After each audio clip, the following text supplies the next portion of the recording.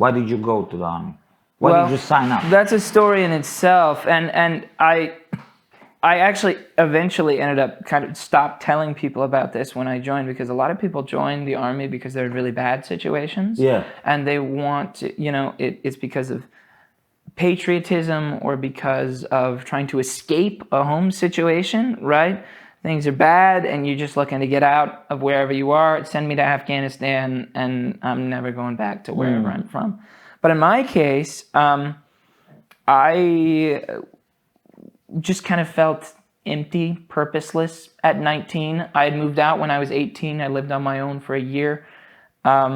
And I got a job as an insurance agent. I was pretty good at it. I made good money. I bought the car I always wanted, and I had a nice apartment. The one you didn't have to fix every day. No. Yeah, I bought a nice Dodge Charger. It was a former police car, and so real American. I had some lights on it. I would pull people over sometimes. If they were going too slow or whatever. but they would go, that's the thing. You think, I'm in a police car, whatever. But it's like people go so slow because they think you're a cop. And so they go way under the speed limit. And then you just, you flip the lights on and then they pull over.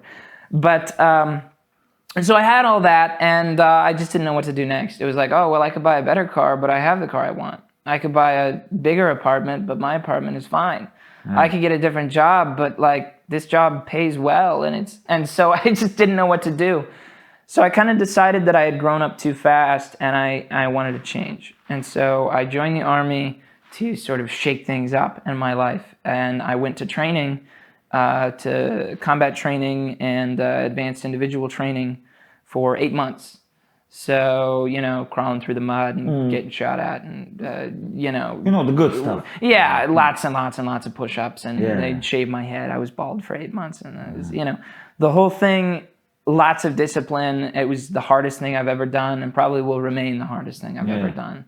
If I think I'm stressed now, I can always say, and this is the greatest thing that the Army gave me, is that I can always say for basically my entire life, no matter how bad things are, is that I've made it through worse, But once I got out of training, I was just, like I said, I was working a paperwork job. I was in an office. They made me wear full camo and combat boots to my office job.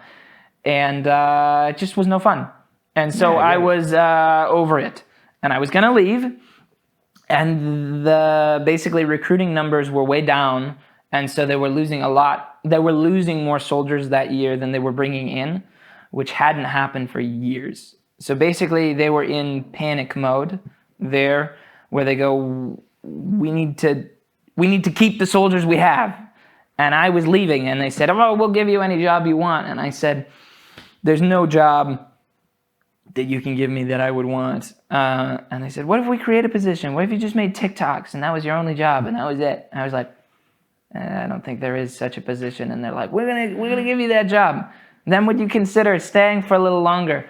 And I was like, okay. And so I stayed for 2 more years and I did the social media stuff. A little bit longer for 2 more years. Yeah. But you know what it was I was planning to move here. That whole time I was gearing up to make this big move, to sell everything and move to the Balkans. And I wasn't sure which country I was going to end up living in at the time. But that, of course, was kind of intimidating. And the big thing I needed was, if I'm going to make this social media thing my career, I need experience. When a client sits down and talks to me and says, hey, we were thinking about doing some kind of advertisement with you or doing a collaboration or something, as I can tell them I have tons of experience with that. I've done this many videos and I get these numbers and I've worked with these organizations and whatever. And so that's what I did. And with the Army, it was a constant challenging of my skills. I just wanted to get bigger and better and different. And being in that position was really great because I was kind of like, I want to film with a helicopter today. And they're like, great, go down to the hangar and get on a helicopter and film You had something. options. I guns or planes or helicopters or boats or missions and all that stuff. So I had complete and total access to basically every rank, every job, every position, because they were hurting so bad for recruiting numbers that they were willing to try anything. And so I took advantage of that, where if anything interesting was happening ever, I was like, you're taking me with. And so over the course of those 2 years, I made, I don't know, more 270 something videos for them. Nice. And I grew one of their pages from 3,000 followers to 820,000. And it was the same thing, right? I was going to leave. I was going to move to the Balkans after 2 years, and they were like, please don't go. And I was like, no, I'm out.